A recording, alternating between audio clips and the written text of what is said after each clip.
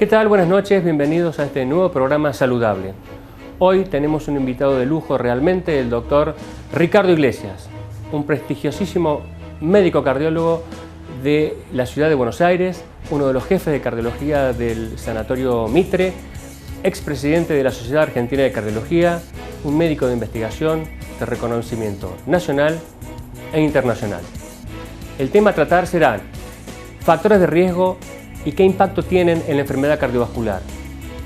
¿Cómo impacta la enfermedad cardiovascular en el mundo occidental?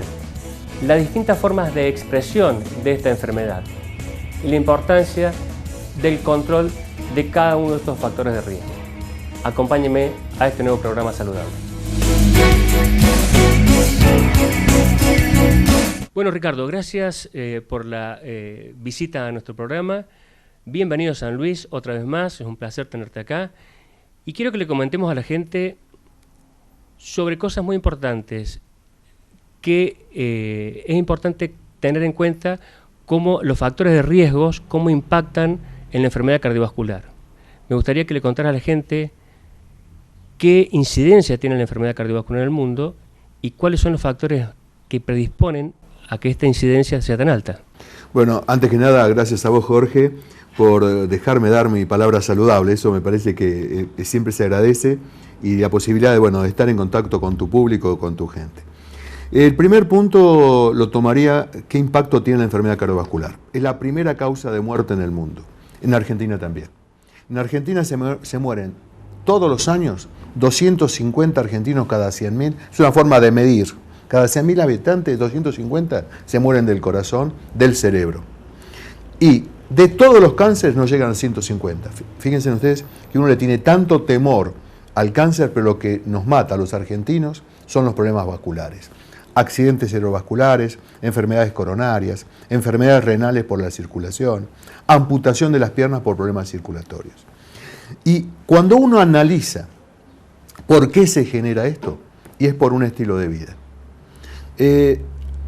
9 factores implican el 90% de estos problemas. Estos factores fundamentales son: el cigarrillo daña el cerebro, daña el corazón, y estamos en una sociedad que sigue fumando mucho. Y lo más alarmante, los jóvenes, cómo están tomando el cigarrillo, y uno tiene estadísticas que por debajo de los 12 años ya hay en Argentina un 20% de chicas y un 15% de chicos varones que están fumando. El segundo punto es el colesterol. Este colesterol, que significa que las arterias se van tapando por esta grasa maligna, que en realidad es necesaria hasta un valor que es de 200 miligramos. Por arriba de ese valor es fundamental bajarlo, porque nos va a tapar las arterias. El tercer punto es la glucemia, el azúcar. El azúcar es un elemento que hoy, con la cantidad de alimentos que tenemos, la falta de actividad física, sigue acumulándose y no se quema. Mucha ingesta, poco quemarlo, mucho en sangre, y este es otro tema. Otro problema, que es el cuarto, es la hipertensión arterial. La hipertensión arterial, que hay 1 de cada 3 argentinos por arriba de 18 años que tiene presión por arriba de 140, 14 como decimos en la calle, 14 milímetros de mercurio de la máxima. Este es un tema muy grave y muy prevalente. Y fíjate que todo esto es controlable. El otro tema es el sedentarismo. Caminar media hora baja casi un 12% los infartos, y la gente no está comiendo, es decir, está comiendo mucho y no está caminando, y esto hace a este problema. Media hora. El 50% de la población argentina no hace nada, no camina media hora. El otro problema no menor es la obesidad. Y en realidad no es el peso total, sino es la grasa del abdomen. Esa grasa del abdomen, que durante años pensamos que era un tema estético, no. Esa grasa tiene sustancias que lastiman las arterias. Así que más de 102 centímetros, con el centímetro de la costurera a nivel del ombligo, más de 102 centímetros en el hombre y más de 88 en la mujer, ya es un riesgo fundamental a este punto. Y una cosa que ha tenido como elemento cotidiano, que ha tenido mucha injerencia en la enfermedad vascular, es el estrés. Durante años, la gente decía: se infartó por loco. Y los médicos decíamos: no, eso no es así, eso no existe. Hoy sabemos que sí. La depresión y la ansiedad son elementos cotidianos que enferman nuestras arterias. Y fíjate vos que todo esto es manejable. La herencia pasa a ser un elemento mínimo. En el mundo, en los 5 continentes, estos elementos que comentamos son los que infartan y matan. La herencia tiene muy poca injerencia.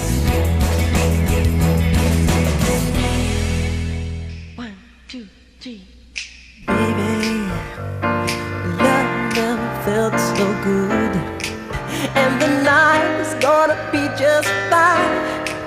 Gotta fly, gotta see, gotta be, I can't take it, 'cause baby, love never felt so good, so all we never felt. CEPRIMED, Centro de Diagnóstico y Tratamiento de la Enfermedad Cardiopulmonar. Dr. Jorge Luis Álvarez, especialista en cardiología, ecografía cardíaca y vascular. Doctora Andrea Fabiana Guerrero, especialista en clínica médica y neumonología. CEPRIMED, espirometría, test de marcha, poligrafía, cesación tabáquica, pico flujo, saturometría, PIC-MEX, PIC-MAX, ecodoppler cardíaco y vascular. Estrés, ejercicio y farmacológico, holter cardíaco, holter de presión. CEPRIMED, Centro de Diagnóstico y Tratamiento de la Enfermedad Cardiopulmonar. Mitre 787, teléfono 444-1006.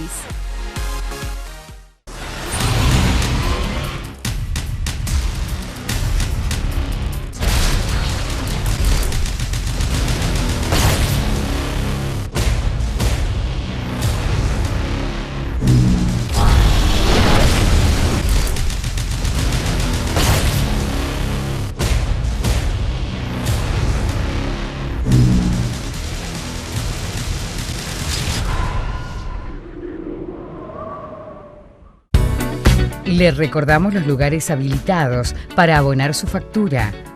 Banco Superville, Cobro Express, Pago Fácil y nuestra nueva oficina ubicada en el supermercado Ayelo de la ciudad de Juana Coslay.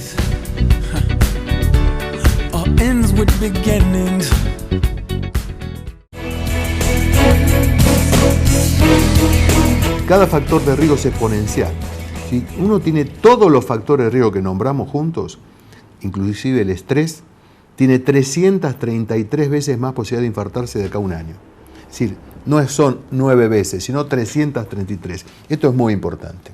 Y lo que lleva a esto es a daño cerebral, el daño cerebral que puede ser manifestado por la pérdida de la fuerza en un brazo, en una pierna, o en la forma de hablar que se incapacite de poder expresarse, pérdida de una visión, pérdida de sensibilidades.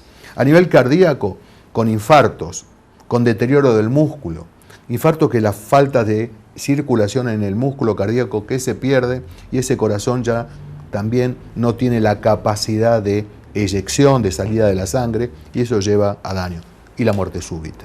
A nivel renal, la diálisis, los riñones que se frenan, se paran y tiene que uno estar dependiente 3 veces por semana para sacar los metabolitos que el riñón no excreta, no saca. A nivel de las piernas, como comentábamos antes, dolores en las piernas, amputaciones de las piernas por perder la circulación. Son impactos muy grandes, no solamente de mortalidad, sino también de incapacidad de una vida activa. Me parece que, y esto es manejable, y esto es cambiable. Lo que hay que tomar es conciencia del problema. Y esto, por eso te agradezco esta invitación, porque que la comunidad sepa que esto es manejable. Y es fácil. No requerimos grandes estudios de investigación. Si uno va al médico, que sea una vez por año, al médico le va a preguntar 2 cosas. ¿Camina? Y si fuma. Y le va a hacer concientizar que por lo menos camine media hora y deje este drama de esta sociedad que se utiliza como muleta, que es el cigarrillo. Le va a hacer 3 mediciones físicas. Una es la presión. Le va a tomar la frecuencia cardíaca y le va a medir la cintura abdominal. Y 2 análisis de sangre fundamental. Un azúcar y un colesterol. Esto tan sencillo nos da a nosotros todo el patrón de conocer en qué situación. El primer problema que la gente es que desconoce sus números, qué presión tiene, qué colesterol. Entonces concienticemos, que conocemos el número de los zapatos, qué número de zapato calzamos, de camisa. Bueno, conozcamos qué presión tengo. La primera situación para solucionar un problema es conocerlo. Y entonces me parece que ahí es el punto. Y con estas simples medidas muy económicas y muy baratas, que el médico ayuda para que esto se detecte, nosotros podemos cambiar la historia de esta manera.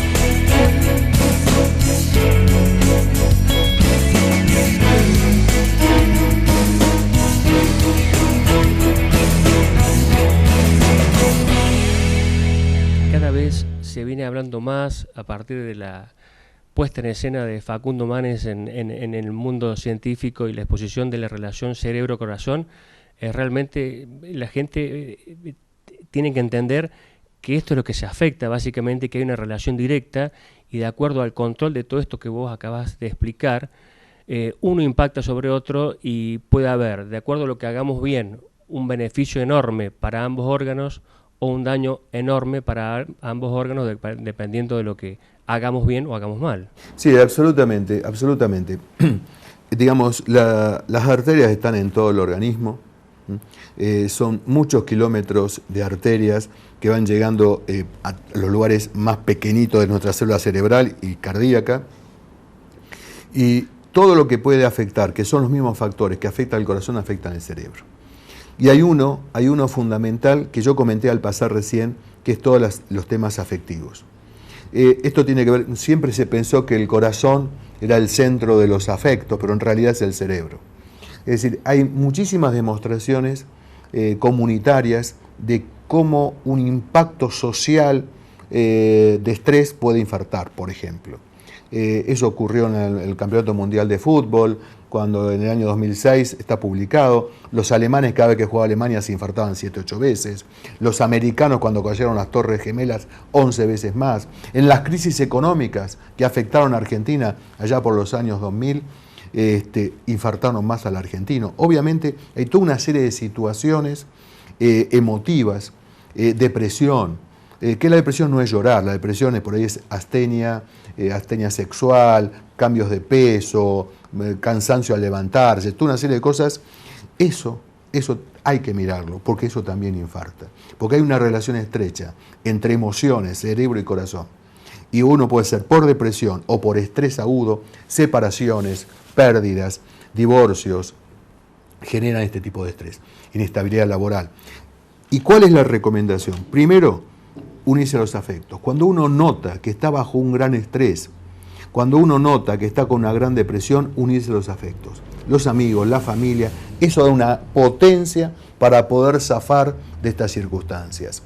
Otro tema, la actividad física. La actividad física lo que genera, más allá de la reducción de peso y el entrenamiento cardiovascular, lo que genera es un aumento de unas sustancias que se llaman endorfinas, que son para mejorar el ánimo. Las endorfinas generan un mayor beneficio en pacientes con depresión. Y en el estrés lo que hace es al revés, bajar esa situación de que nunca llegamos al objetivo y estamos siempre apurados. Me parece que la meditación, el pensar en los problemas, el charlarlos, y yo todas estas cosas creo que ayudan para que el cerebro y el corazón funcionen en un equilibrio y en una salud general. Acabas de explicar muy bien conceptualmente que mientras más factores de riesgo podamos controlar, en forma sencilla, práctica, donde la alimentación ordenada y la actividad física regular son muy importantes y básicos para cualquiera de los factores de riesgo que vos acabas de decir. Ahora, hablemos de aquellos pacientes que ya tuvieron un evento.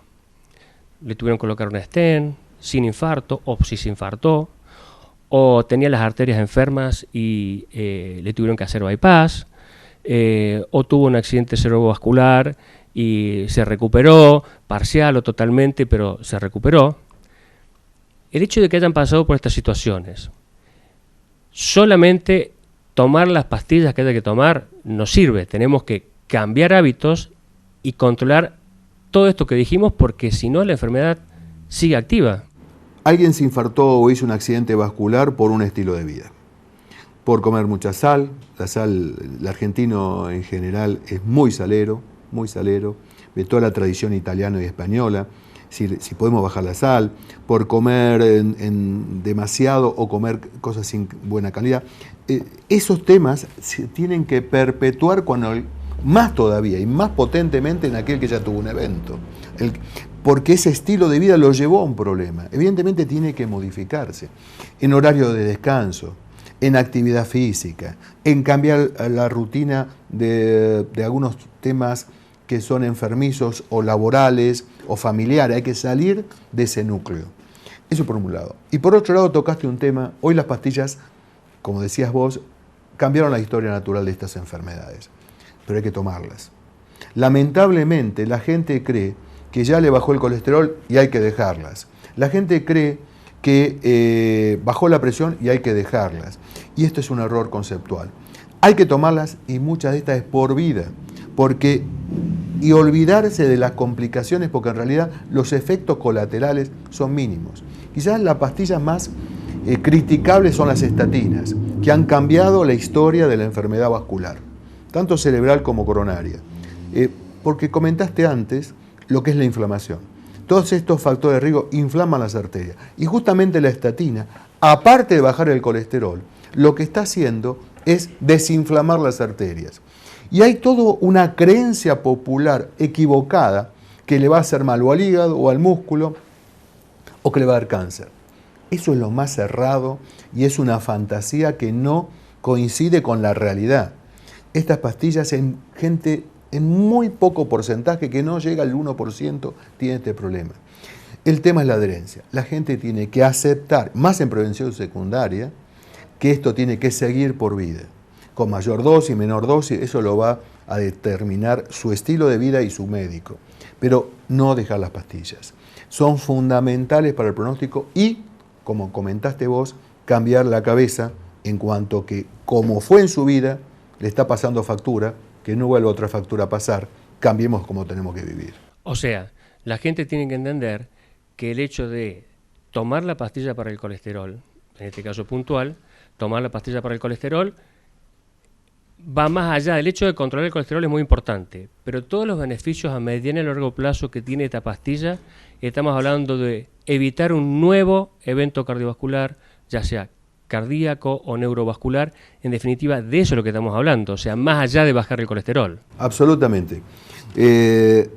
Hay beneficios más allá del descenso de colesterol, porque en general el segundo evento, el segundo episodio, el segundo infarto o el segundo accidente vascular cerebral es peor.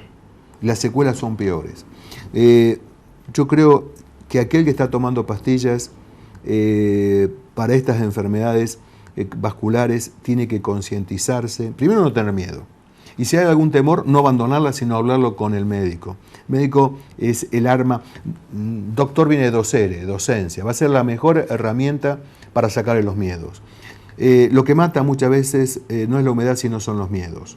Y nosotros tenemos que tener en este punto seguridades con el médico para que les explique la importancia de estas pastillas.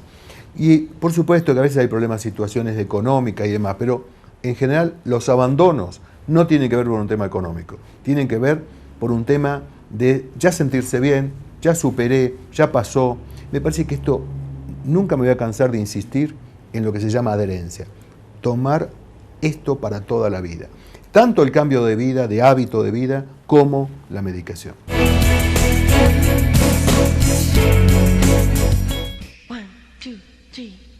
Baby, love never felt so good, and the night is gonna be just fine. Gotta fly, gotta see, gotta be. I can't take it, 'cause baby, love never felt so good, so all we never felt. CEPRIMED, Centro de Diagnóstico y Tratamiento de la Enfermedad Cardiopulmonar. Dr. Jorge Luis Álvarez, especialista en cardiología, ecografía cardíaca y vascular. Doctora Andrea Fabiana Guerrero, especialista en clínica médica y neumonología. CEPRIMED, espirometría, test de marcha, poligrafía, cesación tabáquica, pico flujo, saturometría, PIC-MEX, PIC-MAX, ecodoppler cardíaco y vascular. Estrés, ejercicio y farmacológico, holter cardíaco, holter de presión. CEPRIMED, Centro de Diagnóstico y Tratamiento de la Enfermedad Cardiopulmonar. Mitre 787, teléfono 444-1006.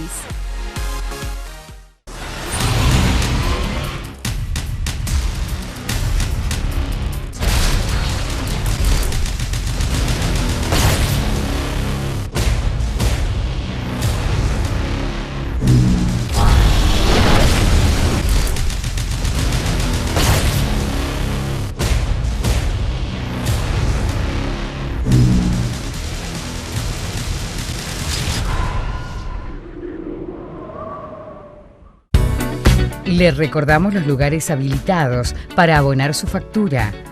Banco Superville, Cobro Express, Pago Fácil y nuestra nueva oficina ubicada en el supermercado Ayelo de la ciudad de Juana Coslay.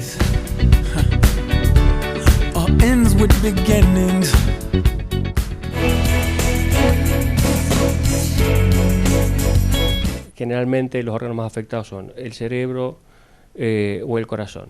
Ahora, tal vez ese paciente, como otra opción, es que no haga un accidente cerebrovascular, no tenga la suerte de no hacerlo, tenga la suerte de no hacer un infarto.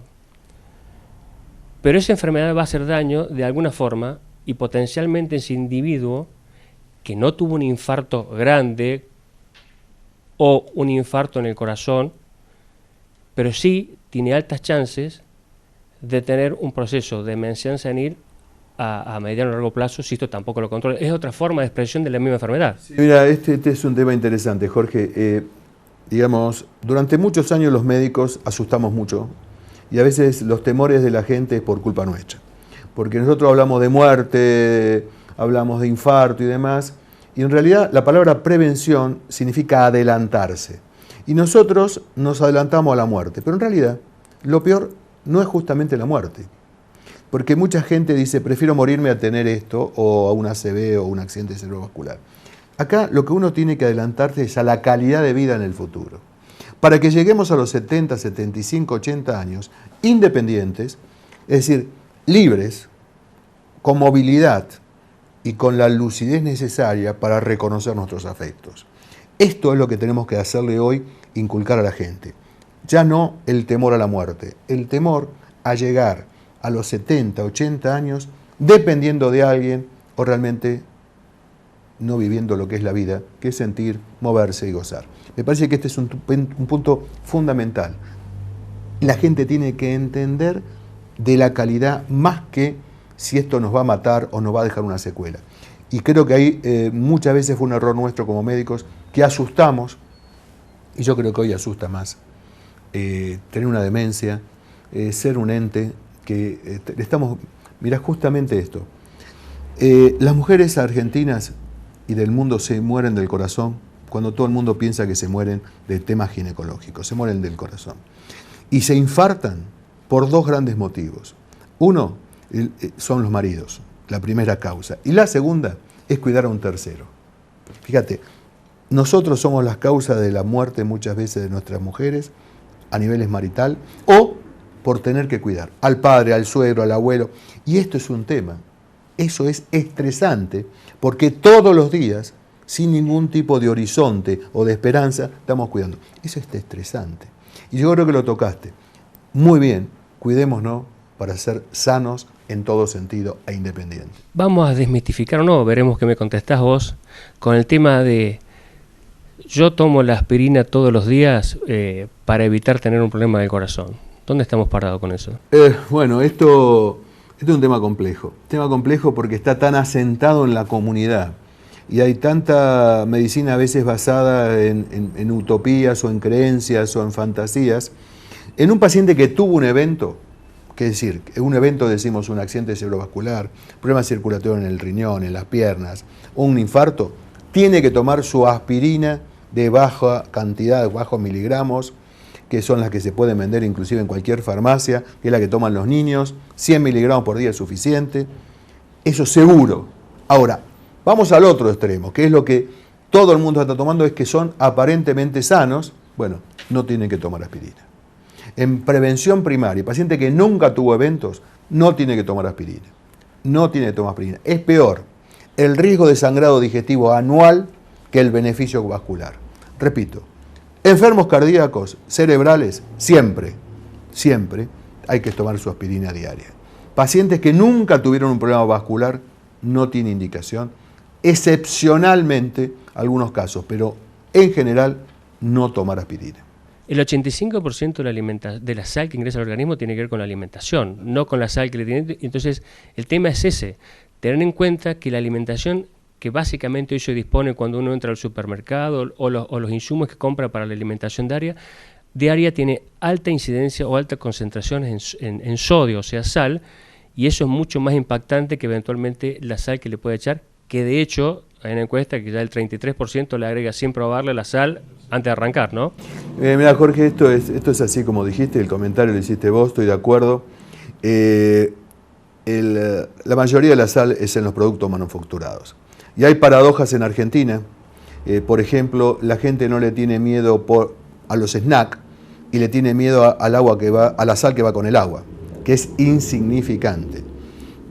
Pero también hay toda una serie de marketing que apoya este concepto, la sal en el agua, pero en realidad son los snacks, los quesos duros, los fiambres, los embutidos. Es decir, ahí es donde está la mayor cantidad. Las latas, todos los enlatados, aunque sea durazno en almíbar, tiene sal, sodio, porque el problema no es la sal, sino es el sodio. 1 gramo de sal tiene 400 miligramos de sodio. Y nosotros en Argentina estamos comiendo 12 gramos de sal, cuando esto tendría que ser la mitad. Y no más de 2,5 gramos de sodio. Estamos comiendo muchísimo. Entonces, de alguna manera me parece que enfocar la educación a lo que realmente nos hace mal, que es lo manufacturado. Todo lo demás es mínimo. Inclusive, por supuesto, hay gente que se exagera, que antes de probar la comida le coloca, pero los manufacturados, los snacks, repito, los embutidos, tiene una cantidad exagerada y nosotros tendríamos que tender.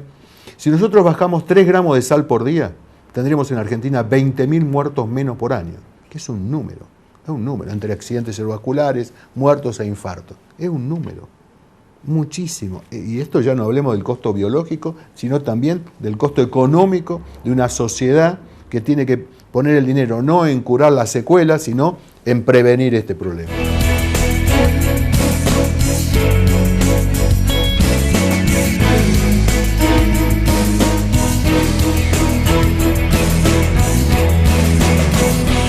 Necesitamos otro complemento importante, que es que haya un trabajo sostenido, permanente, de educación, que los kioscos saludables sean saludables, que los docentes en las escuelas, junto con el Ministerio de Educación, el Ministerio de Salud, bajen permanentemente información para que tempranamente esto entre en, para mí, vínculos muy importantes que son los chicos, que son los que van a ir a la familia y van a bajar la información. Sí, bueno, estoy convencido de eso, estoy convencido. Nosotros, los médicos y más los cardiólogos, pero los médicos vemos los pacientes que ya tuvieron en general un problema. La mayoría de la gente que son aparentemente sanos, lamentablemente no van a hacer consultas de controles anuales como habíamos recomendado al inicio de la entrevista. El Estado tiene que tomar conductas activas. Y hay mucho para trabajar en el Estado. Reduciendo la sal en el pan, por ejemplo, como ley, como se hizo en Nueva York, reduciendo el tamaño de las raciones. Es decir, hay políticas y leyes. Bueno, la ley antitabáquica ha sido exitosa porque se bajó el número. Subir el valor de los cigarrillos por ley hace que se fume menos. Es decir, en el colegio, las imágenes. Yo siempre recuerdo cuando iba a hacer concientización contra el cigarrillo a los colegios, que eran 2 charlas de 45 minutos, y en el recreo, cuando se terminaba el recreo, entre las 2 charlas, abrían la puerta de las aulas de los maestros y primero salía el humo y después salían los maestros. Y sabemos que una imagen puede más que 1000 palabras. Esas cosas. Actividad física en los colegios hoy es competencia física. Y los más inhábiles, los más tronquitos, miran cómo juegan bien al tenis, al vóley, al hockey, lo que sea, los más hábiles. Porque es competencia, no es educación física. Y así podemos hablar horas de cómo tenemos que cambiar como sociedad este concepto. Y yo creo que los chicos son el núcleo dinámico de la sociedad porque cambia el hogar. Entonces, de alguna manera, me parece que lo que dijiste vos, uno iba a ver los kioscos, y los kioscos están las hamburguesas, los panchos y demás, y no había, en muchos de estos colegios de mucho nivel económico, no había una manzana. No estaba la opción de algo saludable. Digamos, podemos hablar horas de las conductas, pero el Estado... La salud es una decisión política, decía Carrillo, y es una decisión. Si no, vamos a seguir trabajando sobre enfermos, y no hay plata que va a alcanzar, no va a haber plata. Nuevas pastillas están saliendo, nuevas inyecciones para bajar el colesterol. Se inyectan una vez por mes y el colesterol baja. Muy lindo, va a salir $15.000. No se va a tomar más, una inyección subcutánea una vez por mes y acabó.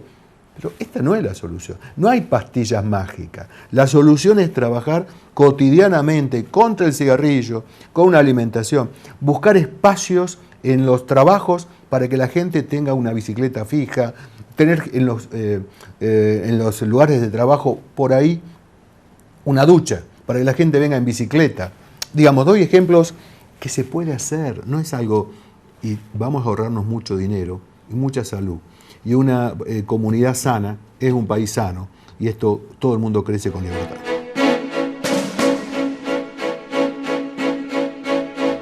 Muy bien, hemos llegado al final de este nuevo programa saludable. Gracias por estar ahí. No tengo duda que los conceptos que aquí se han vertido han sido absolutamente claros. Desarrollaremos en los programas sucesivos individualmente cada uno de los factores de riesgo que aquí se trataron. Recuerde comunicarse a nuestro programa a través de los distintos medios que disponemos. Aquí a pie de página usted tendrá las distintas formas de contacto. Necesitamos que usted lo haga. Acompáñenos al próximo programa saludable. Buenas noches.